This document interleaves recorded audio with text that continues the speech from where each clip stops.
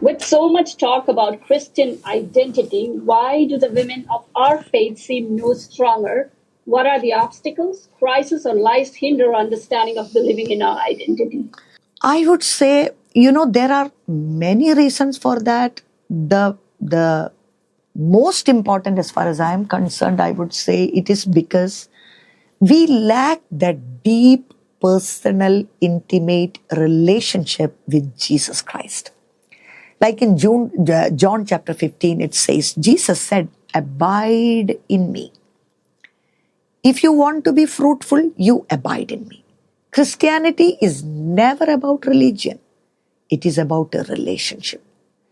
And so, somewhere along the way, it's like if you know the story of Gideon, it comes in the book of Judges. Gideon was a young man. He had heard stories of what God did, to his forefathers and how God was with them and God worked wonders and miracles.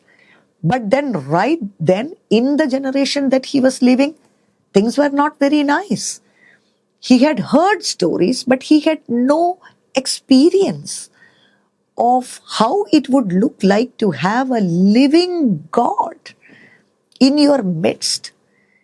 He did not witness the presence and the power of a living God. And therefore, in his times, people were living under fear. Because Israel went away from God, they did evil in the sight of God. God gave them up to the enemies. And the enemies were oppressing them and people were living under fear.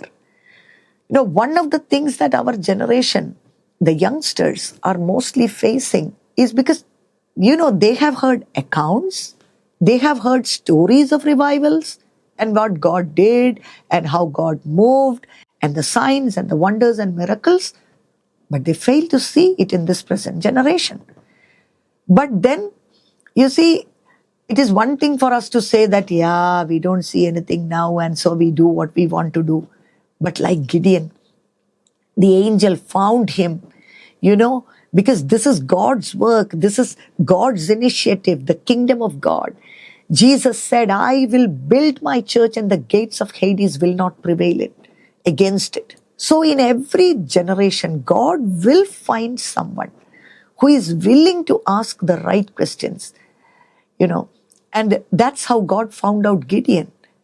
And he said, "You are a warrior-hearted man," even though he was hiding himself. And because he asked the right questions and honest questions, God took him up, made him into a warrior, and caused him to lead, Israel in the next phase. In a similar manner, I would say the lack of deep spiritual experiences and therefore the lack of the true knowledge of God, intimate relationship with God, that is what makes us ineffective. Then things are just theoretical for us. You go to church, you hear a lot of sermons, you come back and you try to apply it into your life. But Christian life is never from outside in, it is always from inside out. It comes out of that deep relationship that you share with God. And so I would say, let's cry out that, "Kartave, I need an encounter.